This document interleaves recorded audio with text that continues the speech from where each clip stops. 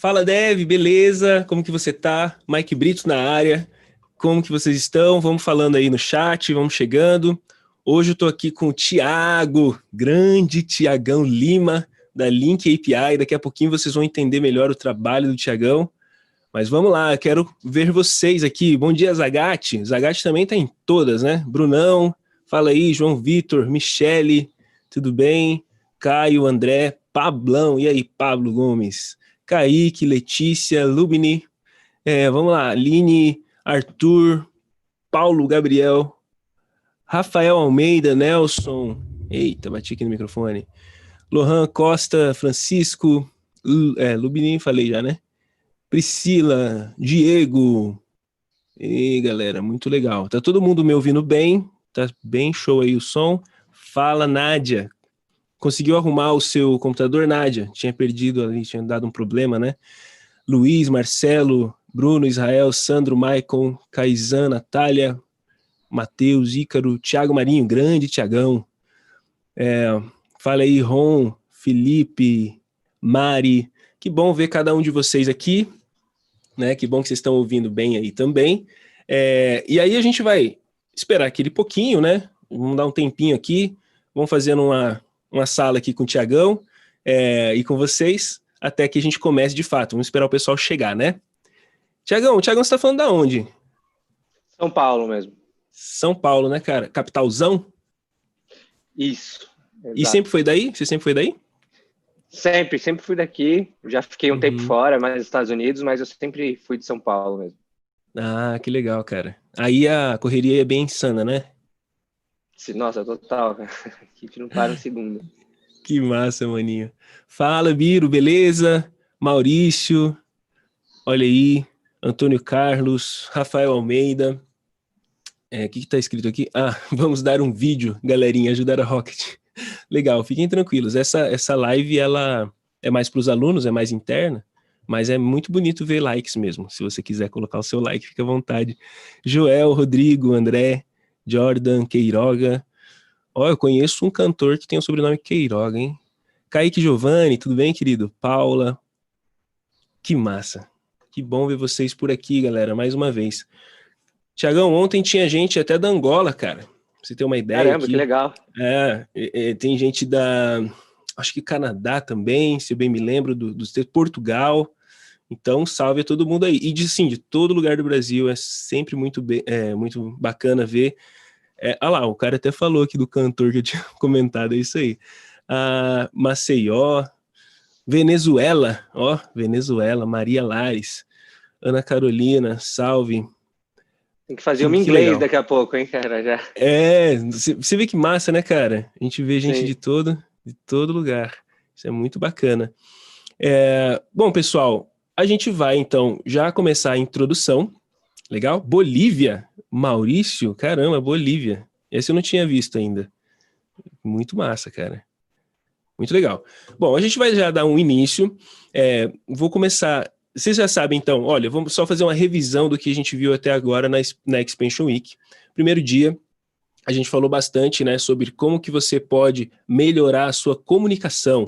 E com isso, o desafio foi você gravar um vídeo de 3 minutinhos apresentando, né, se vendendo, né, treinando já a sua comunicação. Então, é uma ideia muito bacana para você deslanchar na carreira. Já ontem, a gente falou um pouco sobre propósito, falamos sobre como montar um portfólio bacana, para que você possa ter uma apresentação além do comum, né? Para que você possa mostrar que você é uma pessoa que vai além. E com isso a gente falou, olha, se desafia a pensar um projeto que tenha um propósito, vá atrás de um mentor para te ajudar, né? E apresentar depois esse projeto para a gente. E hoje a gente traz o Thiagão da Link API para a gente entender o que é que a Link API vem fazendo na nossa comunidade, ok? E aí, Thiagão, fica à vontade para falar com a galera, com esse pessoal bacana. E assim, eu vou vendo as perguntas aqui, tá, pessoal? Não dá para ver de todo mundo, vocês sabem disso, mas o que eu puder ver, eu vou estar passando para o Thiago. E a live fica gravada, se você precisar sair mais tarde, você vê essa live. Lembrando que é até domingo, tá bom? Domingo às 23h59, a gente tira toda a Expansion Week do ar. Então aproveite ao máximo tudo que o Thiago vai falar aqui para a gente hoje. Show. Então, primeiro, muito prazer aí a todos. E também, obrigado aí pelo convite da Rocket. Acho que vai ser legal falar um pouco da história, das coisas que fizeram diferença na minha carreira aí como dev, por que eu empreendi, o que o Link API faz e por aí vai. Então, acho que vai ser um bate-papo de troca aí muito rica para os dois lados. Falando um pouco da minha história, né? Eu sou totalmente dev, eu comecei a programar com 12 anos, isso porque eu tinha alguns amigos mais velhos que entraram na área e me influenciaram. Então, falaram muito bem sobre esse mundo, isso faz muito tempo, tá? Hoje eu estou com 29, então, na época não se tinha tanto conhecimento como tem hoje, né? Tão aberto. Então, era realmente por indicação, eu não tinha nada para fazer em casa, eu queria basicamente comprar algumas coisas sem depender dos meus pais e eu ingressei nesse mundo aí de programação.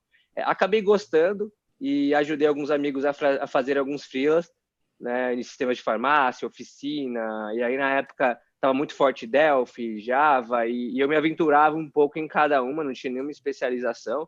Eu fazia naquela técnica Go Horse, que é pegar, copiar código, colar, sem entender o que faz, mas depois faz funcionar, e era o que importava na época. E aí, quando eu fiz 14 anos, também por influência dos meus amigos, eles me falaram que eu levava muito jeito para isso e que eu deveria ir para o mercado, realmente para entender se era aquela profissão que eu gostaria de seguir, né? E foi exatamente o que eu fiz. Eu comecei a buscar algumas oportunidades aí de menor aprendiz, nem existia esse formato de menor aprendiz como tem hoje, era um negócio meio que não tão legalizado, digamos assim, mas eu tomei a coragem aí de ir na Cato, ir lá mandar currículo para todo lugar, e aí uma primeira consultoria que eu fui conversar, eu acabei dando uma sorte / competência, porque eu acabei me preparando para essa conversa, e deu muito certo. Eu entrei lá, né? E aí, só para você entender a história, que foi até curiosa, eu me candidatei para uma vaga de prospecção, e era só mulheres a partir de 16 anos. Ou seja, eu estava totalmente fora do perfil, mas eu acabei mudando algumas informações lá. Só que a minha ideia era, quando eu chegar para falar com a mulher do RH, eu ia contar que eu tinha 2 anos de experiência em programação e que eu queria trabalhar lá com programação. Então, essa foi minha técnica que eu fiz com todas as vagas. Eu me candidatei com vagas que não eram de programação, até porque não tinha vaga de programação para pessoas de 14 anos. Então, eu fiz essa técnica aí e acabou dando muito certo. Quando eu cheguei lá, né, eu falei com a gerente de RH e ela ficou muito surpresa com o meu posicionamento. Ela falou, eu não sei nem o que te falar, eu não consigo nem avaliar o seu portfólio de 2 anos. Porque eu fui lá com portfólio. Ela não era da área, né? Então ela também ficaria meio... Ela ficou meio perdida, mas falou, nossa, eu gostei muito da sua atitude. Sim, assim, eu não sei o que a gente vai fazer, mas eu gostei da sua atitude. E ela falou, por coincidência, hoje o CEO, ele é do Rio de Janeiro, né? A empresa ficava aqui no Rio de Janeiro, mas ele está aqui. Eu vou chamar ele para bater um papo de 15 minutos para te conhecer só. De repente rola alguma coisa. E aí ela chamou, ele estava lá numa salinha, ela chamou, e aí ele veio me atender como se eu estivesse pedindo alguma coisa, sabe? Ele ficou meio assustado também, ele não estava entendendo porque uma criança estava lá no escritório dele. E aí eu expliquei, ele falou, putz, que legal, cara, a sua atitude, você escolheu trabalhar aqui com a gente, então vem falar com o meu CTO. Chamou o CTO, eu apresentei o portfólio para o CTO e ele falou, tá bom, tá contratado. Eu não sei o que a gente vai fazer com você, como que vai ser o contrato, como vai ser meio que o salário, mas a gente, segunda vem aqui, a gente resolve. E foi isso que aconteceu. E os caras meio que compraram a minha ideia, a minha coragem, acharam audaciosa e falaram, legal, você vai ser um cara aqui que acho que vai ter futuro com a gente. E foi muito boa essa experiência, né? Eu entrei lá, fiquei um pouco frustrado no começo, porque eu comecei a ver desafios que eu não sabia resolver e eu desanimei muito, assim. Desanimei muito, fiquei um tempão achando que não era para mim. Mas aí chegou um desafio específico de um consultor que ele tinha meio que sumido do mapa e ele tinha um projeto no meio que ele não terminou. Eu tinha estudado aquele módulo, eu trabalhava com RP, né, sistema de gestão. Então eu desenvolvia dentro desse sistema de gestão e aí acabou que eu consegui resolver um problemão e eu vi meu primeiro sucesso ali. Falei, cara, essa profissão é para mim, é isso que eu quero para minha vida. O cliente ligando, eu vi o cliente ligando para o dono da consultoria falando, cara, esse cara é muito bom. Ele não sabia a minha idade nem nada, andava de social, assim, deixava um pouco a barba, sabe, raspava a barba para parecer mais velho. E foi aí que foi o estalo de, putz, eu quero isso para minha vida e ponto. E aí eu fiquei lá até 17 anos, né? Aprendi muito, atendi muito cliente, acho que consultoria te traz muito desafio no sentido de cenários diferentes o tempo todo, né? E tive alguns mentores no meio do caminho que me ajudaram, né? Então, uma coisa muito positiva que eu fiz na minha carreira foi ter coragem. Assim, eu não tinha medo de tomar não. Eu adicionava todo mundo no MSN na época, era bloqueado pela maioria dos consultores, mas assim, os poucos que me respondiam me ajudavam absurdamente. E aí, com 17 anos, surgiu uma oportunidade que é o que eu chamo de empreender meio por acidente. Eu queria, na minha visão, eu já queria empreender, só que eu queria empreender com 21. Eu tinha um planejamento de falar, com 21 eu vou abrir minha primeira empresa de tecnologia, só que com 17, uma empresa grande veio aqui para o Brasil, que é a Huawei, né? Aquela empresa chinesa, enfim. Sim. E aí, uma pessoa que eu conhecia acabou assumindo lá uma parte e me chamou para fazer parte do projeto dele, só que eu precisava criar uma empresa. Então, eu tive que me emancipar e montar uma empresa para atendê-los. Só que aí, quando eu percebi, eu estava criando vários produtos ali, de plugins que se conectavam a esse mundo de ERPs. Né? Então, eu vivia meio que também de integração, porque, de certa forma, eu fazia plugin, tinha que me conectar lá com o sistema de gestão. Né? Acabou que o projeto deu muito certo, a Huawei expandiu muito rápido aqui, e outras empresas começaram a ficar sabendo. E aí, eu comecei a replicar esse produto que eu tinha na Huawei para outros lugares, chamei sócio, enfim. A gente montou realmente uma empresa, deixou de ser uma eu presa, né? Eu era um consultor que tinha outros consultores por trás, mas virou uma empresa séria, com estrutura, com escritório e tudo mais. Foi muito rápido, assim, foi algo em torno de 6 meses, a gente já estava contratando um monte de gente e já tinha um escritório bem grande. Então, foi um negócio muito legal, eu empreendi por acidente, então eu errei muito, obviamente, né? Fiz muita besteira, contratei muita gente errada, fui um péssimo gestor, enfim, fiz tudo que uma pessoa imatura na área de tecnologia é capaz de fazer e muito mais. E aí, chegou um determinado ponto dessa empresa, né? A gente rodou e cresceu ela muito rápido. Eu estava com 19 para 20 anos, que eu decidi tomar um outro caminho na minha vida, que era virar lutador de MMA. Eu não sei porque eu coloquei isso na minha cabeça, mas o fato foi que eu estava muito descontente com o mundo de tecnologia.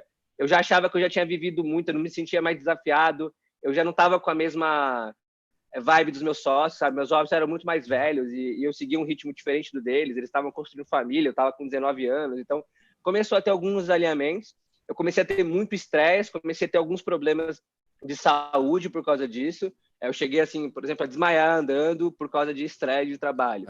E aí juntou uma série de fatores, eu falei, cara, eu não quero isso para minha vida, eu acho que eu errei em escolher essa profissão, eu acho que eu já construí o que eu queria construir, e agora eu tenho que ir para um próximo passo, que é virar lutador de MMA. E na época, por que eu decidi virar lutador de MMA? Exatamente nessa época, a Globo estava investindo naquele reality show TUF. Sim. Então, que era o reality show que levava os atletas para o UFC. E vários amigos que treinavam comigo, já treinava desde os 14, 15 anos também esse esporte, estavam indo para o UFC. E aí virou carreira de verdade. Eu falei, putz, agora é o timing de eu me profissionalizar, eu já criei uma infraestrutura aqui financeira por trás, através do trabalho de tecnologia, então eu consigo me patrocinar até virar um atleta profissional. E aí eu fiz um planejamento, né? Paralelo a isso, surgiram empresas interessadas a comprar a minha empresa, eu vendi a minha empresa e fui viver essa vida de atleta 100%.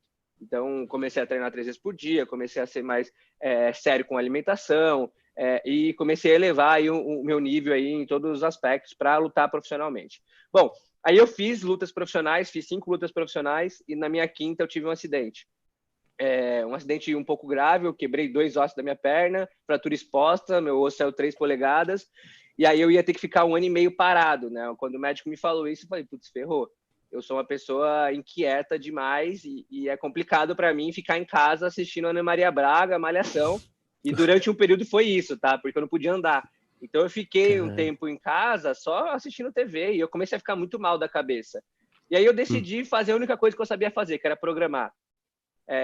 Eu falei, putz, eu vou programar por esporte aqui, por hobby, e pelo menos eu passo esse 1 ano e meio criando coisas, sei lá o que vai dar.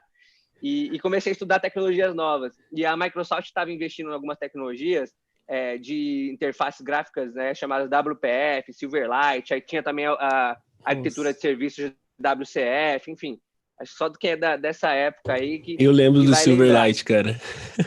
Que morreu, inclusive. Mas eu me especializei muito, eu comecei a estudar muito WCF, eu gostei muito dessa arquitetura orientada a esses serviços, né, que a gente chama de SOA. E como eu já tinha tido muita experiência com o mundo de integrações na época da minha primeira empresa, eu falei, putz, isso aqui é o futuro, que legal isso aqui acontecer e tal. E aí, logo em seguida, eu decidi trabalhar. Falei, eu não vou ficar em casa, porque assim, se você desenvolve sem objetivo, sem algo muito específico, você não está aprendendo, você não está se desafiando. né? Não adianta você só ficar lendo uma série de coisas. Então, eu decidi me desafiar e ir para o mercado de novo e pensei comigo, vou ficar 1 ano e meio no mercado e depois eu volto a lutar profissionalmente.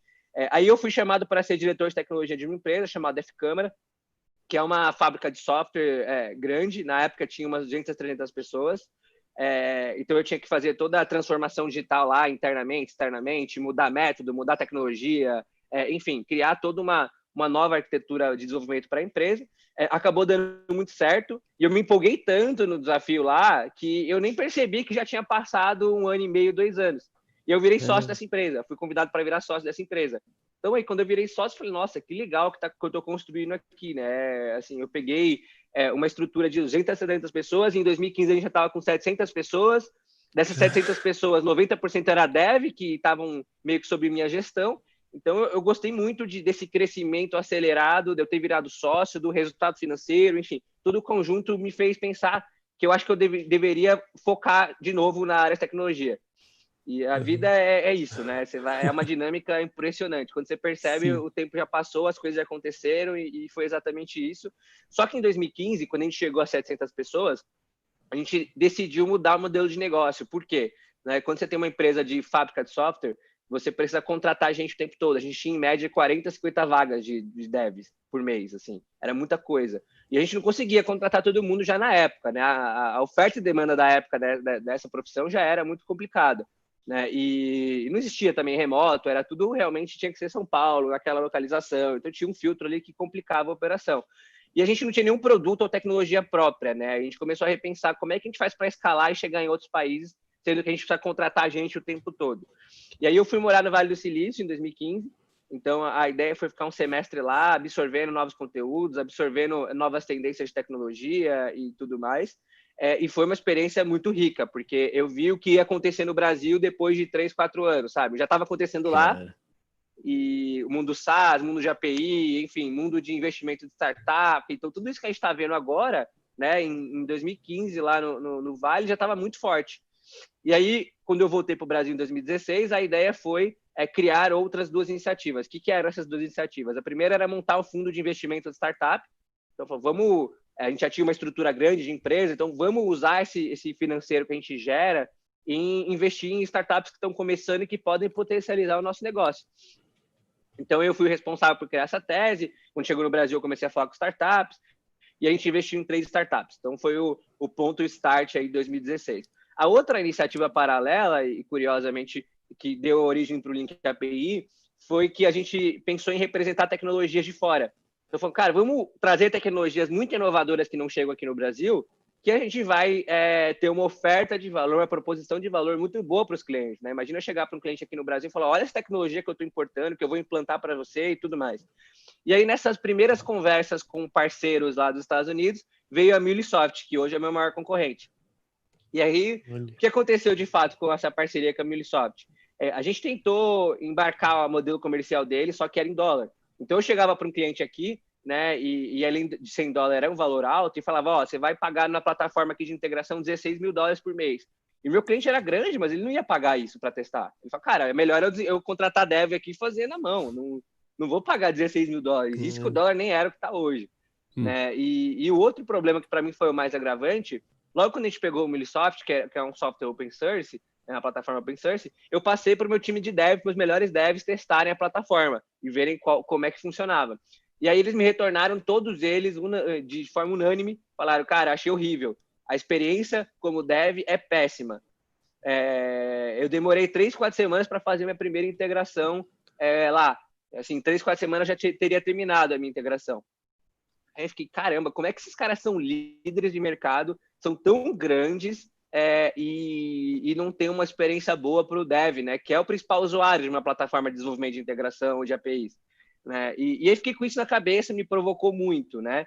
E aí, logo em 2000, na virada de 2016, 2017, as startups também que a gente investiu não deram certo, e a gente decidiu mudar 100% também a estratégia que a gente veio do Vale. Né? E a estratégia que a gente criou nova foi, vamos criar uma fábrica de startups. Vamos criar nossas próprias startups. Então, ao invés de investir em startups de fora, de outras pessoas, vamos criar as próprias. E aí, quando eu via o caso da MuleSoft dando errado, eu falei, cara, vamos criar, então, o Link API. E o Link API vai ser a primeira plataforma de integração e gestão de APIs do mundo que vai ter uma experiência totalmente dev-friendly. Eu vou conquistar o developer, porque ele é o usuário. E aí eu comecei a entender o porquê que esses caras eram líderes e o mercado de integração API estava do jeito que estava. Comecei a estudar mais a fundo, comecei a falar com muito fundo de investimento lá dos Estados Unidos. E eles me falaram, cara, geralmente esse tipo de venda dessa plataforma, ela segue uma linha top-down, ou seja, a Munisoft vai lá, vende para um CTO de uma empresa grande, do Itaú, sei lá, e esse cara contrata e fala, devs, usem. Então eles são líderes porque o dev não tem opção. Na verdade, o dev ele é obrigado a utilizar, porque o CTO ele não programa, ele não sabe a dor do dev. Ele, no fundo, tá vendo só dinheiro. Fala, cara, putz, com a Munisoft aqui eu vou conseguir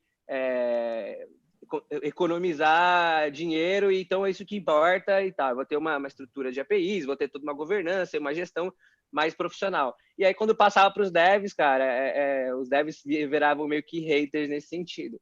E aí eu vi que tinha uma oportunidade gigante, né? Por que não eu fazer o processo inverso? Por que não eu conquisto o dev cada vez mais, ele é um influencer dentro da empresa, ele vai falar com o CTO, e aí a venda vai acontecer. E foi exatamente esse divisor de águas. O Link API, a gente nasceu pensando igual ao mercado, então a gente testou igual ao mercado, porque a gente recebeu muito feedback falando, não, Thiago, esquece o dev, cara, o dev não tem poder de decisão. E eu falava, não, cara, mas eu sou dev, cara, eu gostaria que isso acontecesse comigo, eu gostaria que eu tivesse a possibilidade de influenciar, porque eu que vou usar, eu sou o usuário final. E aí os fundos falavam, não, Thiago, esquece isso aí, vai direto no CTO é que tem caneta para assinar, ele que tem dinheiro, o dev não vai assinar. E aí ficamos uns 6 meses patinando, cara, errando muito o modelo de negócio. A gente fechava cliente e acontecia exatamente isso que eu falei. O dev odiava a gente. Falava, cara, eu não vou usar esse lixo. E aí ficava lá parado, a plataforma não era ativada, o cliente pagava, mas não tinha valor, entendeu? Não tinha proposta de valor. E aí quando eu decidi ser um pouco mais duro na minha intuição, né, de falar, dane-se tudo que está acontecendo de feedback externo, eu vou seguir um caminho diferente do mercado, deu muito certo. Aí o business começou a crescer muito rápido. Hoje, falando um pouco do Link API, o que ele faz na prática, tá? O Link API é o que a gente chama de solução all-in-one de integração. Ele combina hoje 3 mundos de tecnologia. O primeiro deles é API Management, né, que é basicamente gestão de APIs de forma mais profissional, desde colocar mais performance no API, monitoria, governança, política de segurança, log, por aí vai. Tem o outro pilar, né, dessa solução, que é o que a gente chama de Integration Platform as a Service, que aí é o desenvolvimento de integrações, né, que podem ser executadas via um evento PubSub, um scheduler, ou qualquer outro tipo de webhook, por exemplo. E tem também o terceiro pilar da solução, né, do All-in-One, que é o DevTools. Então, dá um SDK e uma CLI muito poderosa para o dev, em JavaScript, baseado em JavaScript, porque tem uma curva de aprendizado mais rápida, né? E com isso eu empodero o dev de uma forma que ele consegue trazer muita eficiência para a empresa, porque no fundo ele está dentro de uma empresa, então ele vai trazer essa eficiência do desenvolvimento dele, vai refletir no resultado da empresa. Então essa sempre foi um pouco da nossa tese, né? Então o Link API é uma plataforma disso, né? Quem nos utilizam são os devs, os arquitetos, as áreas de tecnologia no geral dentro das grandes empresas. Tá? Hoje a gente está presente em 14 países. Brasil é o que mais representa, mas a gente já está em vários outros países interessantes, até Europa e tudo mais. E a gente tem clientes como Samsung, Colgate, Gympass, iFood, Creditas, enfim, e muitos outros. Então, a gente tem a plena certeza de que a gente acertou na tese e que, através dessa relação com o developer, né? E aí, a relação do developer está em tudo, né? Desde a gente formar developers bons no nosso time, até a se comunicar com o mercado e ajudar em comunidade, colaborar com conteúdo, criar universidade online gratuita, igual a gente tem. Então, assim, tem uma série de iniciativas de Dev Relations aí que fizeram uma diferença no nosso negócio. E aí, hoje, só para você ter uma ideia do porquê que a gente sabe que essa estratégia deu certo, é que a gente, em termos de novas receitas mensais, né, expansão, que é quando um developer ele gosta muito da plataforma, ele aumenta consumo, coloca mais projetos de integração e tudo mais, representa hoje 50% das novas receitas. Então, ele gosta da plataforma, ele usa a plataforma e por isso a gente consegue gerar valor e, ao mesmo tempo, gerar receita para a empresa. Então, ficou uma troca muito justa, muito coerente e muito escalável para todas as pontas. Bacana. Tiagão, aqui algumas pessoas ainda não entenderam bem na prática a Link API. Então, vamos supor que a Samsung, né, sendo um dos clientes, dá um exemplo, um caso de uso de como que a Samsung usa a Link API para o negócio dela. Muito bom. Tem 4 casos de uso, tá, específicos da nossa plataforma, eu vou citar cada um deles. O primeiro deles é o que a gente chama de Business Automation, que é quando uma empresa ela quer tornar um processo mais eficiente através de automação. E aí é o caso da Samsung. A Samsung hoje ela tem diferentes plataformas de e-commerce para cada país Latam, né? E aí, obviamente, os dados eles ficam descentralizados, desorganizados. Né? O que eles fazem com o Link API? Os desenvolvedores lá da Samsung, eles conectam com todas essas plataformas de e-commerce e enviam esse dado para o RP, que é o SAP global deles. E aí, nesse SAP, eles conseguem fazer toda uma análise dos dados, das vendas, tomar decisão, ter o dado centralizado e normalizado. Então, o Link API ele é o responsável por buscar o dado, transformar ele em algo normalizado e enviar ele de forma inteligente para o SAP para que eles consigam tomar decisão. Então, esse é o primeiro caso de uso, tá? O segundo caso de uso é o que a gente chama de Digital Offering, que é basicamente como uma empresa que já é digital, ela quer incorporar a integração para expandir mais rápido. Então, por exemplo, a Gympass. A Gympass, hoje, todos os países que eles entram, eles precisam se integrar com RPs de academias diferentes. Senão o aluno não consegue no aplicativo da Gympass fazer booking de aula e check-in e por aí vai. Então, toda essa parte, essa tecnologia de integração com esses RPs também é a nossa tecnologia que faz. Tá? Então, esse é um caso de uso também bem interessante. A gente ajuda empresas a expandirem muito rápido através de integração. O terceiro caso de uso é o que a gente chama de arquitetura ágil, né? E aí, quando é arquitetura ágil, normalmente é as grandes empresas que trabalham com muitos legados, né? Quando a gente pega, por exemplo, a stack de vocês, é uma stack muito moderna, mas quando a gente pega empresas muito grandes, elas têm stacks de 10 anos atrás. E aí, quando você fala de stacks de 10 anos atrás, não é tão conectável quanto a gente pensa que é. Né? Geralmente, às vezes, são sistemas desenvolvidos em Fox Pro, em Delphi, não existia API. Então, ou você conecta no banco de dados, você vai ter que achar alguma outra forma criativa para conectar. E aí, o Link API ele atua como uma camada de API Gateway, né? Então, ele é uma interface mais moderna que traduz todos esses dados legados, né? E transforma em algo novo para que seja habilitada a transformação digital. Vou dar um exemplo interessante nesse caso, que é a Aliar, né? Que é uma empresa de saúde muito grande, de laboratório. Eles são donos dos laboratórios CDBs. Eu não sei se tem aí no Sul, por exemplo, mas aqui em São Paulo eles são muito fortes. Eles são uma segunda maior empresa nesse segmento de laboratório. E aí eles só usam sistemas muito antigos, porque o segmento de health é muito antigo, né? O segmento de saúde é muito antigo. Então, eles usam um software lá, por exemplo, de diagnóstico, que é desenvolvido numa linguagem extremamente antiga, que não tem como se conectar. Então, o que eles fizeram? Eles criaram essa camada de API Gateway dentro da nossa plataforma, e aí, com isso, eles conseguiram habilitar a desenvolvimento mobile, desenvolvimento web moderno, e outros tipos de iniciativas que aceleravam a transformação digital deles, né? Sem que eles precisassem trocar esse sistema legado de trocentos anos atrás, enfim, e praticamente inconectável. Então, esse é o terceiro caso de uso. E o último caso de uso é o que a gente chama de Open Innovation, né? Então, é basicamente quando uma empresa ela quer habilitar desenvolvimentos terceiros de uma maneira escalável e inteligente. E aí vou dar um exemplo também interessante, que é a Unimed. A Unimed, ela é como se fossem franquias, né? Não é uma Unimed só. Pouca gente sabe disso, mas cada Unimed ela tem sua independência, né? Para desenvolver o seu próprio aplicativo, sua própria interface web e por aí vai. Tá? E aí, o que uma Unimed de inovação ela fez? Ela criou uma camada também de API, né? E habilitou o desenvolvimento terceiro de todo mundo. Então, por exemplo, se eu sou Unimed de XYZ, eu quero criar o meu próprio aplicativo, eu preciso também, por exemplo, de dados da carteirinha do paciente. Então, eu vou conectar na API de inovação lá deles e vou criar o meu próprio aplicativo, vou customizar ele todo, vou personalizar. Então, eu estou inovando, né, de forma aberta, simplesmente expondo uma interface de API de forma inteligente. E aí tem vários casos disso. Por exemplo, quando você pega a pulseirinha Fitbit, né, pouca gente sabe, é um caso de sucesso tremendo. Hoje tem mais de 10 mil aplicações da pulseirinha Fitbit desenvolvido por terceiros. Né? Olha o valor que isso gera para um cliente final que consome Fitbit. A Fitbit ela deixa de ser só uma pulseirinha, ela vira uma plataforma, né, de desenvolvimento, por causa das APIs. Então, é esse conceito que a gente consegue levar através de Open Innovation.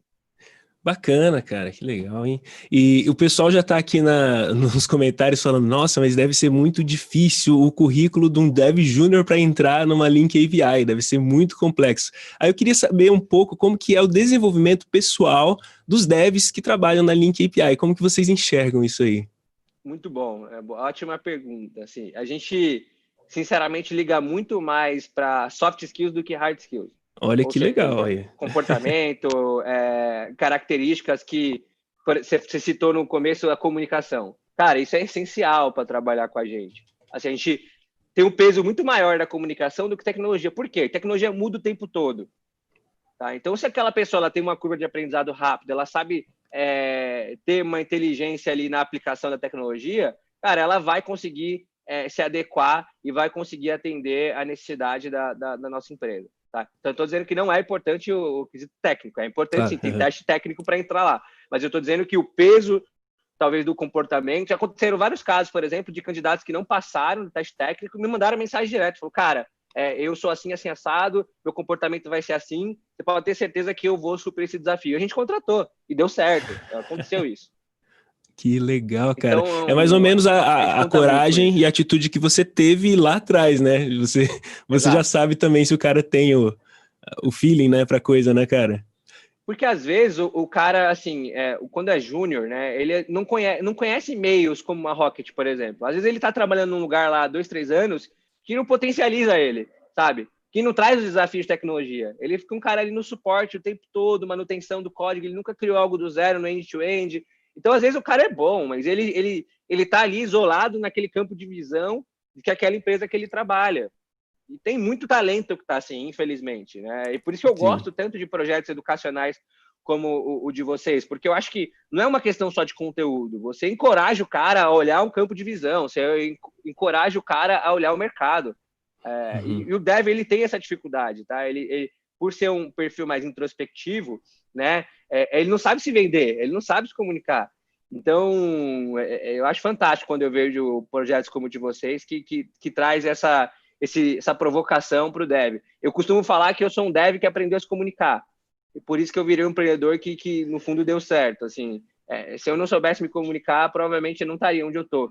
E conhecimento técnico, modéstia à parte, eu tenho bastante. Já participei de muito desafio. Mas não ia adiantar para chegar no nível que eu estou, de me relacionar com o investidor, de me relacionar com uma série de personas não técnicas que influenciam no meu sucesso.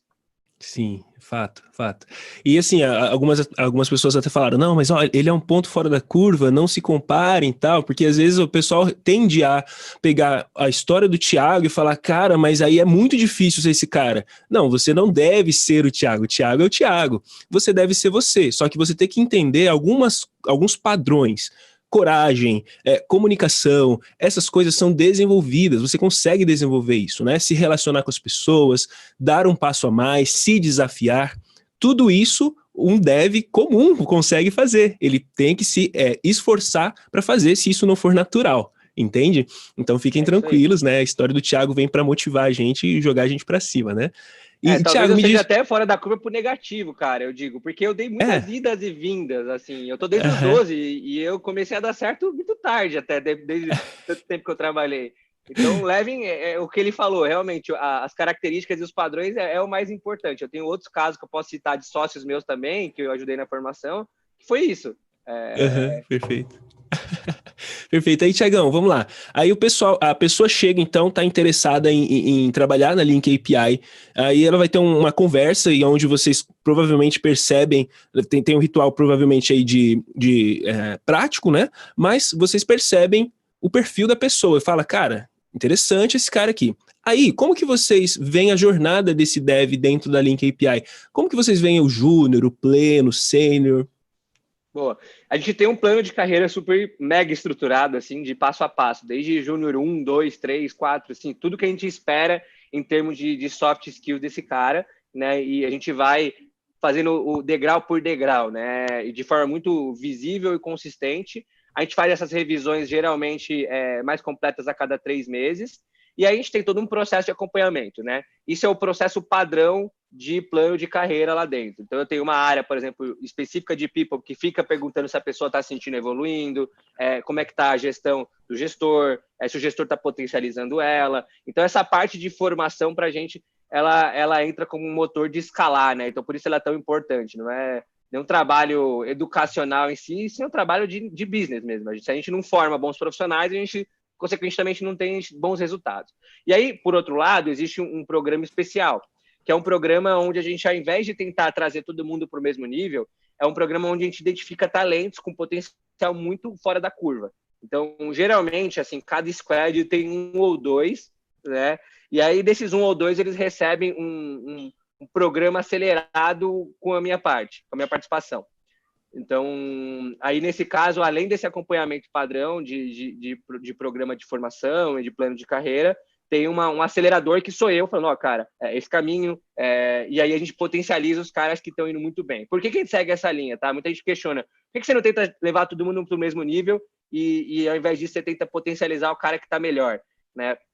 Porque eu acredito muito no efeito rede. Então, eu vejo que quando esse cara que está muito bem, que tem um potencial muito forte, ele se supera, ele cresce muito rápido, ele leva os demais. Né? Porque está na nossa cultura, inclusive. Quem tem conhecimento tem que colaborar com o outro. Então, esse cara, ele vira o proliferador, né, do sucesso e é muito mais inteligente do que eu pegar todo mundo que não está indo bem e tentar trazer para o mesmo nível. Né? Então, é um pouco da linha de raciocínio que a gente segue e que a gente vê que funciona muito bem. Tá? Legal. E sobre Dev Relation, cara, o que você tem para dizer para gente? Cara, a gente tem um sócio, né, que é o Albert, que ele é responsável 100% por Dev Relations. E aí, quando a gente fala de Dev Relations, no nosso caso, tem dois aspectos, né, duas consequências positivas. A primeira deles ele melhora muito o nosso branding com developers, tá? E isso é importante, né? Tem muita empresa aí que precisa pagar algo muito fora da curva e porque não tem desafio para dar para o dev, né? Porque não consegue potencializar a carreira do dev. Porque, de certa forma, não tem a cultura que vai dar autonomia para o dev. Então, é normal. Você pega grandes bancos, por exemplo, eles vão pagar mais. Primeiro, porque eles têm mais dinheiro mesmo. E segundo, porque eles não têm desafio para dar para o dev, assim, a ponto de potencializar ele e fazer o dev dar saltos na carreira. Tá? Geralmente é assim. Tá? Então, você tem essa branding de marca empregadora com developer, que é um perfil cada vez mais valioso, é importante, e aí o nosso Dev Relations faz isso. E por outro lado, como a gente é uma ferramenta que eu comentei, que tem uma estratégia de venda, né, de influência com o dev, é muito importante que o dev ele dê feedbacks da minha plataforma, mesmo ele sendo cliente ou não sendo. Então, esse Dev Relations ele é o responsável por comunicar updates de produto, pegar feedbacks, enfim, fazer toda essa interface de comunicação entre a nossa empresa e a comunidade de developers. E aí a gente faz várias collabs com várias, por exemplo, com vocês que a gente está fazendo agora. A gente tem vários parceiros que acabam fomentando bastante esse Dev Relations. Uhum. Ah, que bacana. Já tinha gente perguntando aqui também sobre se dá para ser júnior remoto na Link API, se tem como ser de outra área e ser contratado. Tem isso com vocês? Sim, tem sim. Agora tem, né? Não tem para onde fugir. A gente tem uma preocupação, tá? Acho que o júnior trabalhando 100% remoto, talvez, de certa forma, ele seja o mais prejudicado do que a gente. Porque a gente entende que tem um acelerador lá no escritório que está do lado de arquitetos fora da curva, de caras muito alto nível. E querendo ou não, remoto você fica mais focado, mais isolado.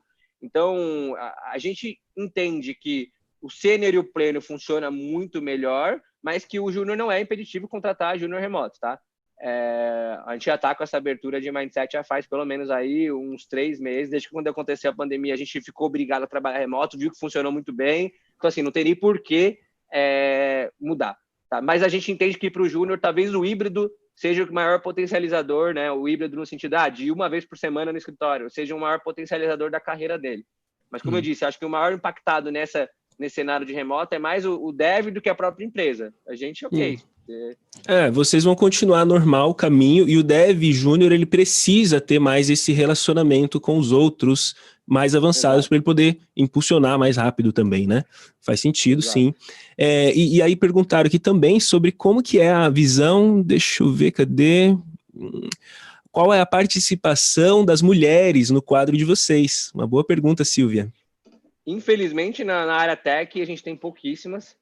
Na área tech, a gente tem pouquíssimas. A gente tem, deve ter umas 4 ou 5, mas em todas as outras áreas, a gente é a maioria. Então, mas não foi nada pensado, tá? A gente acredita que a diversidade é importante, mas a gente não tem o que fazer quando não chega a candidatura. Ou seja, as meninas precisam se preparar mais e tá se arriscando aqui com a gente, né? Tipo, vai e aparece no mercado. E eu tenho percebido, Tiagão, não sei se você tem percebido, que tem parecido bastante, as meninas têm vindo com força. Sim. Então, não, tem melhorado, meninas, tem vamos melhorado. que vamos. Legal. Então, no caso, só não tem mais... Só não tem mais porque tá faltando elas chegarem até vocês. Seria mais ou menos isso, né? Na parte tech, Exatamente. né? Aham. Entendi. Já tem um pessoal falando aqui, me contrata, sou de Sampa, pertinho. Já visitei o escritório. Show. Carolina falou. Que legal, cara. Aí me diz uma coisa, Tiagão, na sua visão, como que um cara, um dev que está estudando agora, né, que a gente está com bastante estudantes aqui, como que esse cara se prepara para se arriscar numa vaga estilo Link API? Porque realmente, assim, é um baita, né, é uma baita empresa, você olha e fala, cara, será que eu sou capaz? Rola aquela insegurança normal, né, no coração dos devs. Como que você fala que o dev pode superar essa insegurança e se preparar para se candidatar a uma vaga estilo Link API? Muito bom. Ótima pergunta, inclusive porque eu sou a etapa final das entrevistas. E eu vejo muito despreparo, né? Eu sou, assim, tem várias etapas antes de mim, mas eu sou o último que dá o feedback, mas não sou eu que decido. Quem decide é o gestor sobre a contratação. Meu papel é muito mais olhar fit cultural, mas eu vejo muitos erros. Vou dar o primeiro deles. Eu vejo muito dev que ele se candidata sem entender o que é aquela empresa, assim, sem pesquisar o básico sobre ela, sem saber, por exemplo, taxa de crescimento, sem saber como é que é o perfil das pessoas que trabalham lá, sem saber qual que é a cultura, enfim. Então, tem N informações que você tem que coletar antes de se candidatar. Senão vai ficar uma metralhadora, né, atirando para todo lado, e aí você pode tomar a decisão muito errada. Então, é melhor muito mais você qualificar a vaga do que você ser qualificado. Se coloque como sujeito. Se você é dev, escolha a empresa que você quer trabalhar. Eu vou contar um segredo para vocês, tá? Mas a profissão dev é uma das únicas que você tem essa possibilidade de escolher onde você quer trabalhar, tá? Uhum. Se você é bom, você consegue escolher. Qualquer outra profissão é muito difícil acontecer, tá? A oferta e demanda não é igual o mundo dev. Então, já que vocês têm essa possibilidade, escolham a empresa que vai te potencializar. Não escolha uma empresa que você vai fazer só algo a curto prazo, ou que você vai ganhar um dinheiro, mas não vai ter nenhum aumento ali durante os próximos 3, 6 meses. Então, pense num lugar que vai ficar te dando aquele fogo que você precisa para você crescer e evoluir muito como profissional, porque a longo prazo você vai ver que vale muito a pena, tá? Bom, então, estudou o ambiente, viu que tem sinergia, você escolheu que está trabalhando lá, converse com as pessoas que trabalham lá e vê como eles fizeram para isso acontecer. Então, assim, é a mesma coisa. Quando eu quero alguma coisa na minha vida, eu converso com as pessoas que, para mim, são minhas referências. Então, eu quero montar uma empresa de 1 bi. Eu já estou em contato com as pessoas de 1 bi, porque eu quero, está no meu objetivo. Quando eu queria montar uma empresa de 100 milhões, que já é o caso, eu chegava para as pessoas que montaram empresa de 100 milhões e enchia o saco delas. Obviamente, tentava fazer uma troca de valor. Não chegava só perguntando, curioso, nem nada. Falava, cara, eu estou com vontade de trabalhar aí, como é que foi? Como é que está sendo a sua experiência? Eu acho muito legal. Às vezes a gente recebe prints de pessoas fazendo isso e os funcionários mandam para a gente. Então, cara, esse cara para mim já está bem mais qualificado, porque é sinal de que ele escolheu e ele pesquisou sobre a gente, né? A ponto de falar com pessoas que exercem cargos parecidos e tudo mais. Então, faz um pouco disso. Estuda antes de se candidatar e aí entenda também, obviamente, o que tem do outro lado em termos de tecnologia para você passar de todo o processo, né? Então, vou dar um outro exemplo. Pô, a nossa cultura, ela é uma cultura um pouco agressiva. Nossa cultura tá aberta, então, para o mercado. Quem quiser olhar no Google, inclusive, é só escrever Culture Code Link API. Né? E aí tem candidatos que às vezes chegam, sendo que faz parte do processo, e falam algo totalmente contrário do que está ali. A gente fala muito que a gente gosta de competitividade, mas não competitividade em termos agressivos, mas sim todo mundo querendo ser o melhor o tempo todo. Aí tem gente que chega na entrevista e fala, não, eu não gosto de competitividade. Cara, você está no lugar errado, você está na última etapa do funil ali da conversa, ou você não estudou o suficiente, ou você está sendo inocente na situação. Então, assim, se prepare muito nesse aspecto, com quem você vai falar, quais tecnologias você vai utilizar, e seja transparente, tá? Eu acho que a transparência no processo ela é muito importante. Eu já vi muito, por exemplo, o caso de deve falar, cara, eu não conheço disso, não tenho experiência nisso, mas eu tenho certeza que eu vou conseguir suprir esse desafio porque eu corro atrás e faço o negócio funcionar. E, cara, funciona isso, tá? Não se sintam pressionados se vocês não tiverem alguma experiência, alguma coisa, ou tentem enganar. Porque eu, por exemplo, sou técnico. Para me enrolar tem que ser muito bom. Vocês podem enganar outros CTOs que não desenvolvem. Mas para me enganar, para enganar outras pessoas do nosso time, é melhor falar de forma transparente e isso funciona, tá? Então, acho que é um pouco das minhas dicas nesse processo. Cara, Tiagão, eu pirei, cara, porque assim, você tá falando pro cara, esteja preparado, estude a empresa, ou até defina qual empresa você quer estar, né, por causa da cultura e tudo mais. Cara, seja transparente, né, chegue falando mesmo, tenha até o perfil competitivo para você não ficar, você não ser engolido pelos outros, né? Cara, muito, muito, muito excelente. E aí o pessoal tá perguntando bastante aqui, eu vou tentar juntar tudo numa pergunta só, sobre graduação, sobre diploma, sobre se você fez uma faculdade, se faculdade vai pesar na hora da contratação da Link API. Legal. Essa é uma pergunta polêmica, né? No Sim. mundo do desenvolvimento é muito polêmica. Eu tenho uma formação que eu diria que não foi bem uma formação, tá? Eu fiz um ADS, Análise de Desenvolvimento de Sistemas, numa universidade não renomada, assim, meu curso foi de 2 anos e meio, e eu particularmente não ia, tá? Então eu realmente fiz porque minha mãe queria que eu fizesse. Que minha mãe é professora, então o sonho dela era ter um filho com diploma, assim, o padrão de famílias pobres é que o filho mais bem-sucedido é o filho com diploma. Então eu fui por esse caminho por causa disso, não me arrependo por quê, né? Isso me habilitou depois eu fazer uma especialização num assunto que eu gosto muito, que é filosofia. Eu sou formado em filosofia também. E aí sim eu fiz um estudo que me ajudou muito em termos de gestão e liderança, que aí nesse curso específico eu aprendi muito sobre psicologia, comportamento humano, coisas que um dev, em primeira instância, falaria que não é importante, mas eu diria que é muito importante. Quando a gente está vivendo no mundo corporativo, tem desde ciência política aplicada ali, até coisas muito simples ali de se apresentar, enfim. Então, são skills que são muito relevantes. No Link API, a gente não leva isso com relevância, tá? Formação profissional. A gente leva muito mais a capacidade de entrega. Tá? Para a gente é o mais importante. Eu acho que para a grande maioria das empresas é o mais importante. Se uma empresa acha isso mais importante que a sua capacidade de entrega, suspeite, tá? Talvez o ambiente que você vai entrar não é o ambiente que você queira entrar, tá? Então, é um pouco da minha visão nesse assunto. Cara, muito bom, porque assim, realmente, igual você falou, é um tema polêmico, a galera ainda fica batendo muito cabeça, achando que eu preciso muito de uma faculdade. Tá aí, o Thiagão mostrou que ele fez sim um ADS, mas por um outro motivo, fez uma filosofia.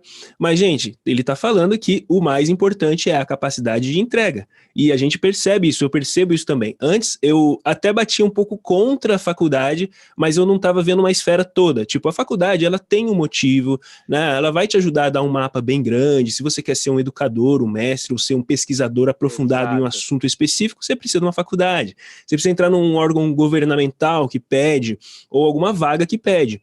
Mas a maioria, Thiago entende isso, eu entendo também, a maioria das vagas querem que você resolva problemas, que você entregue o que foi pedido para você. Se você tem o papel ou não, pouco importa. O que vai importar é se você de fato é aquela pessoa, né? Então, e você pode ser isso estudando muitas outras coisas, muitos outros cursos e tudo mais. Legal? Galera, eu gosto muito, só complementando, talvez de dev, se eu fosse começar hoje do zero, se eu quisesse fazer uma faculdade, eu não faria desenvolvimento, eu faria alguma que me complemente. Então, igual eu fiz, por exemplo, filosofia. Eu faria uma faculdade de psicologia, administração, alguma coisa que complemente o skill técnico de delivery, porque vai me diferenciar, vai me destacar. Hoje eu vejo que me destaca muito eu ser formado em filosofia, por exemplo. Eu dou aula de filosofia, inclusive para profissionais do Link API. Caramba, cara, como é que eu nunca ia acessar esse conhecimento, sabe? E você está trazendo aqui de forma mastigada, compilada e simples e está me fazendo evoluir. Então, se eu fosse fazer uma faculdade por algum motivo, eu faria algo complementar e não algo do core, porque eu acho que o core não ajuda tanto na capacidade de entrega que a gente está comentando. Assim, essa parte do hard skill, ela vai vir mesmo com a prática, a tecnologia muda sempre, então dificilmente uma faculdade vai acompanhar a evolução da tecnologia. Exato. Agora, aí, por exemplo, a Joanice falou aqui, ó, ela é formada em humanas. Cara, perfeito, se você tem uma formação em humanas, ela está complementando algo mais técnico, então você está trazendo uma soft skill danada aí, que vai ajudar com certeza na sua carreira, né? Muito, muito, muito bom. Tiagão, top. Tinha mais um... Tá, eu entendi bem como que é a parte de carreira, né? Como que é que você enxerga isso, como que entrou aí. Aí, cara, o que eu queria saber agora de você, né? Como que você pode fazer para que os nossos alunos, o que você pode sugerir para que os nossos alunos deem o próximo passo, que eles possam ir para o próximo nível? A gente sempre gosta de fazer desafios aqui, né? E então, no final de cada um dos dias, a gente está lançando um desafio. Que desafio que você colocaria na mesa para a gente poder fazer com que o aluno vá para o próximo nível? Boa, muito boa. Muito bom essa provocação e acho que a gente vai conseguir ajudar bastante gente. Eu tenho um desafio que eu queria passar, que é o seguinte, né? Acho que muitos devs, eles sabem talvez o que eles querem alcançar, enfim, mas não sabem o como. Então, o desafio que eu queria passar é basicamente criar 3 linhas do tempo: curto prazo, médio prazo e longo prazo. E aí o curto prazo pode ser de 3 meses, de médio prazo pode ser 1 ano e o longo prazo pode ser maior que isso, né? E ele estruturar isso do como, né? Então, assim, eu quero ser um dev sênior até o final do ano. Ok. Qual que é o como? Como é que você está estruturando o plano de ação para isso acontecer, separado nessas 3 linhas do tempo? Então, o desafio que eu queria passar é isso. Bacana. Então, se a gente puder fazer, pessoal, se você puder fazer de uma forma aonde você possa visualizar sempre esse seu desafio, vai ser muito bom. Então, um post-it, um papel em algum lugar, você vai fazer isso em algum lugar que você possa, pelo menos assim, sei lá, no mínimo quando você acordar e for dormir, você vê o desafio para que você sonhe aquilo, para que você imagine mais aquilo. E aí você manda pra gente, obviamente, depois a gente vai mandar mais por escrito para você, bem certinho, mas manda pra gente um print ou uma foto de como que você está fazendo essas suas 3 linhas do tempo aí, e como que vai... Isso, cara, isso é muito bom, porque quando eu entrei no curso do GoStack, eu fiz até com a ajuda do Diego, né, em outubro eu estarei conseguindo ensinar, era essa meu desafio, em outubro, e em novembro estava saindo o bootcamp, né, do Launchbase, olha só, funciona, galera. Coloca ali no escritinho que vai dar certo, né? Aí, olha, tem uma pergunta aqui muito bacana que o pessoal colocou aqui. Foi o Vitor Campos. Ele colocou o seguinte: olha, gostaria de saber se é possível na área de tecnologia fazer trabalhos voluntários para ganhar experiência e o que o Thiago tem para falar sobre como ele enxerga isso daí. Cara, muito legal essa pergunta, porque a gente tem um caso real do que aconteceu sobre isso. Tem um projeto que eu sou investidor e patrocinador como Link API, que se chama New School, que é um projeto open source e que tem um cunho social, né? É como se fosse um Netflix para a comunidade, e onde a gente, então, para várias favelas, enfim, e adolescentes, né, que às vezes vão para o crime, a gente leva conteúdo desde futurismo, programação. Então, a gente leva para esses adolescentes, é quase que um mini curso aí de vocês, bem menos especialista, obviamente, mas que dá uma visão geral de carreira para tirar esse adolescente, né, de caminhos ruins, né? E a gente fez isso open source com uma comunidade de devs gigante. A gente contratou os 5 maiores colaboradores. O GitHub contratou os 5 maiores colaboradores e os caras estão indo hiper bem. Isso aconteceu no começo do ano. Então, o que eu recomendo é assim, se você for trabalhar como voluntário de alguma coisa, saiba apresentar isso para quando você vai para uma vaga, enfim, porque isso conta, tá? Através dos códigos que eles fizeram open source, a gente analisou tecnicamente lá. A gente viu como é que era o nível das pessoas e viu quais eram as limitações e pontos positivos. Então, qualquer coisa que você contribui de certa forma, mas que você consiga compartilhar para o mercado que você está fazendo isso, te ajuda muito em qualquer movimentação no mercado. Só não faça isso de forma isolada, sabe? Talvez você te frustre com isso, porque projeto voluntário, você precisa de se dedicar.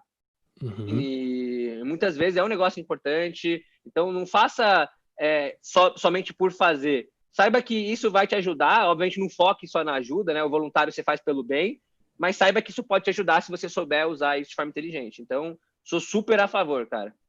Cara, muito bom. Lembrando que justamente ontem, né, na Expansion Week, pessoal, a gente falou sobre esse posicionamento de você colocar projetos no seu portfólio, seja no GitHub, seja numa página pessoal, LinkedIn. É isso aí. E, obviamente, se você está fazendo esse bem com um trabalho voluntário, as pessoas vão ver isso, né? Os recrutadores verão isso. Então, e faça pelos bons motivos, igual o Thiago falou, os bons motivos é realmente o coração naquilo que vai poder modificar a vida de muitas pessoas e tudo mais, né? Tudo a ver com o que a gente falou ontem, faz muito sentido, sobre você ter o propósito, fazer as coisas com o propósito. É isso aí. Tinha uma outra pergunta aqui, deixa eu só ver se eu não a perdi. Assim, o pessoal falou assim, mas eu já sou sênior, manda um desafio para sênior. o desafio... Bom, vai lá, Tiagão, você é sênior, né? Você está sempre se desafiando, né?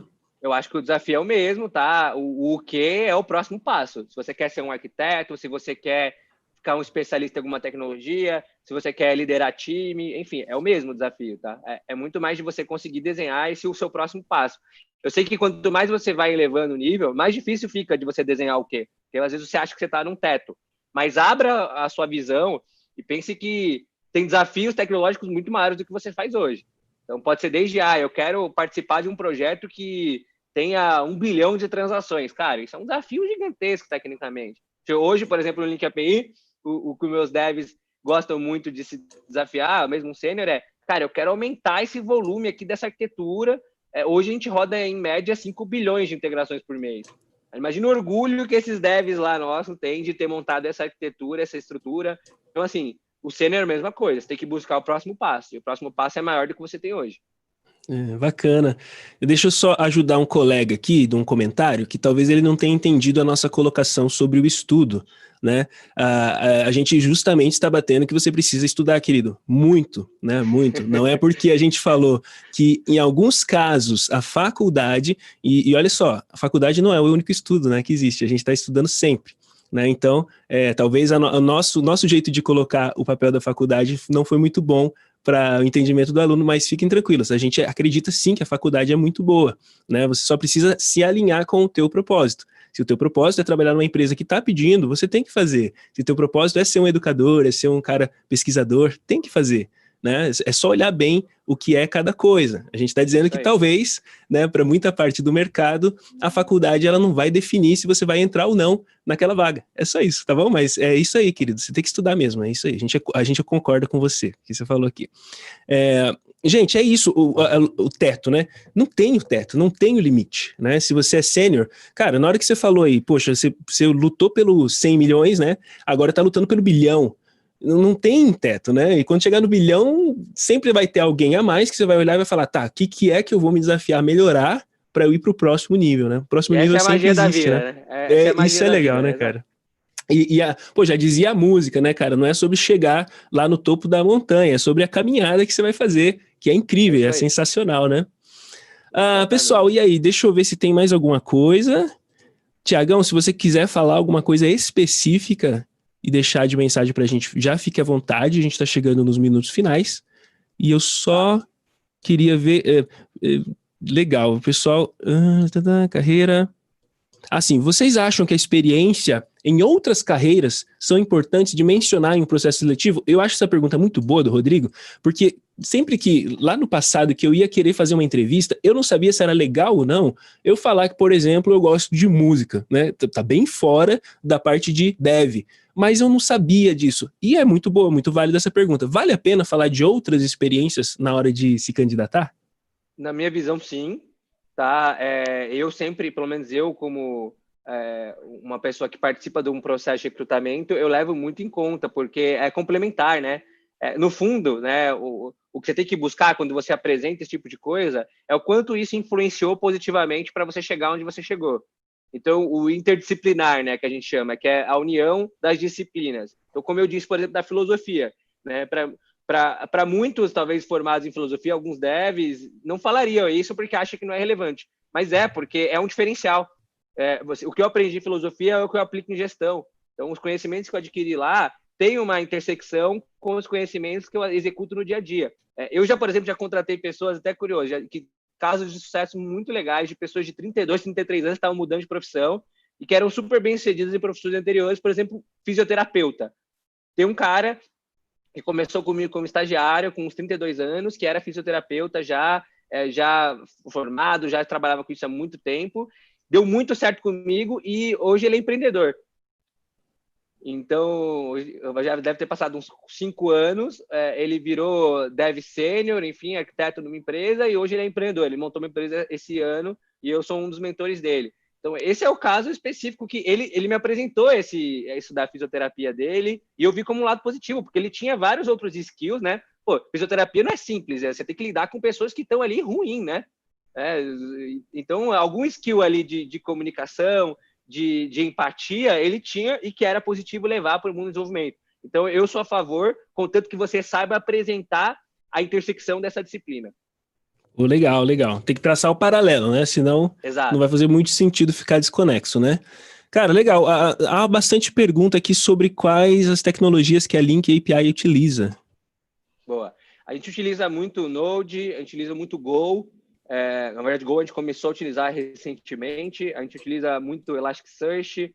Na parte front, a gente utiliza Angular.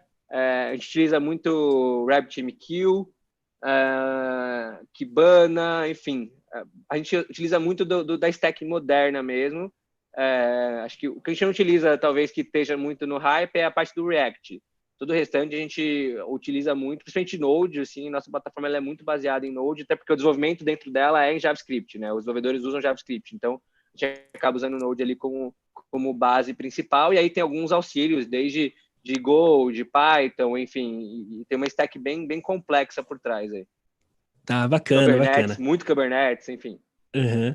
Só para tirar a dúvida mesmo, pessoal, mas lembrando que aproveitem os momentos, esses momentos que a gente está tendo na Expansion Week, para focar mais no soft skill, no seu desenvolvimento como pessoa, como dev, como algo importante de cada um do que a gente está conversando, também muito importante, tão importante quanto a linguagem que a Link API está usando, ou outras empresas estão usando. A linguagem, como o Thiagão já falou previamente, sempre vai ter outras coisas aparecendo de tecnologia. Você só tem que ter no seu coração, seu core, né, o que vai fazer sentido para você, é o que você é de fato na questão de coragem, na questão de estudar, na questão de ir para frente, de subir, de se desafiar, de melhorar, de aprender.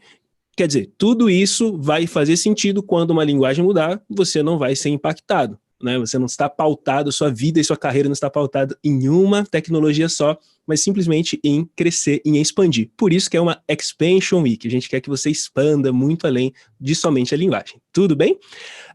Aí, quais as soft skills mais importantes para vocês na Link API? Boa pergunta. Legal, essa. Tem algumas, tá? A primeira delas é a capacidade de aprendizagem, né? E aí tem curva de aprendizado também dentro disso. Então, essa é uma parte muito importante, como a gente tem citado, a tecnologia muda o tempo todo. Então, as pessoas que não são impactadas são as que têm essa capacidade de aprendizado, de aprendizagem muito boa. Adaptação, né? né? Segundo ponto, adaptação, exato, tem a ver com adaptação. Segundo pilar muito importante é a parte de proatividade. Então, resolver problemas técnicos tem a ver com antecipar também problemas, né? Então, de certa forma, você ser proativo, antecipar determinados movimentos de mercado, ou enfim, é uma parte muito importante para manter uma evolução, sabe? A gente é muito contra aquele dev que espera chegar a demanda. A gente gosta muito do dev que ele tem um campo ali de inteligência tão bom que ele consegue ser proativo, entender determinados problemas por conta própria, resolvê-los, enfim. Isso é muito mais dinâmico, escalável e autossustentável como empresa. Terceiro ponto, para mim, é essencial de todo dev é a curiosidade. Por que curiosidade? Quando o dev ele não é curioso, ele não é profundo, geralmente, no conhecimento técnico, né? Porque para você ir lá nas profundezas dos bits e bytes, você tem que ser curioso, você tem que ser aquele cara que gosta de desmontar as coisas, sabe? Então, essa é uma característica que a gente conta muito, e aí, geralmente, isso é uma coisa um pouco mais de natureza, mas a gente vê muitas pessoas que também melhoraram a habilidade de curiosidade, né? E a última característica também muito importante é a ambição. Né? Um dev ele não tem que querer só estar no mesmo estágio, no mesmo nível para a vida inteira e achar que está tudo certo. Ele tem que estar sempre buscando algo diferente, algo melhor, né? Algo mais. Ele tem que gostar da competição em si, aí não a competição de um denegrir o outro, mas de construção. Se vier alguma coisa melhor, putz, eu quero chegar naquele melhor. Eu estou visualizando aquele melhor. Né? E a gente citou isso também o tempo todo nessa conversa. Então, eu acho que essas são as principais características que a gente olha num desenvolvedor. Caramba, incrível, Thiagão. Thiagão, eu tenho só a agradecer a você. Infelizmente, pessoal, a gente não consegue fazer todas as respostas para as perguntas, mas eu tentei fazer um apanhadão das que mais se repetiram. E, Thiagão, obrigado, cara. Sua experiência com certeza vai ajudar muito a gente a entender como que a gente pode expandir mais, como que a gente pode estar mais preparado para a vida aí fora mesmo, valendo, né? De um dev cara, que tá vivendo no topo, né? Surfando rápido e forte na onda, né? Tiagão, obrigado mesmo. Você é incrível, cara. Quer deixar alguma coisa pro pessoal? Alguma palavra de motivação, alguma coisa? Eu acho que, assim, nós somos brasileiros e a gente tem aquele complexo vira-lata comum, né? E uma coisa que eu fiz um post no meu LinkedIn que teve até uma polêmica positiva foi que isso atrapalha muito a gente. O dev brasileiro, ele não perde em nada para devs de outros países. Então, de fato, acredita aí no seu potencial. Isso não é uma mensagem de motivação, é um fato, tá? Eu palestrei em vários países no ano passado, participo de vários eventos fora do Brasil, e eu posso te garantir que o brasileiro, ele é um dos caras melhores para se trabalhar, tanto no nível técnico quanto em nível de soft skills. Então, acreditem nisso e se potencializem ao máximo, tá? Não fiquem com o complexo de achar que vocês não conseguem trabalhar numa uma empresa sensacional, e também foquem em trabalhar em empresas daqui, assim, muitos devs sonham em trabalhar em empresa de fora, né? Isso também é a prova de que o dev brasileiro, ele é o melhor, um dos melhores aí do mundo, né, para se trabalhar, senão não tinha tanta exportação de dev daqui para lá.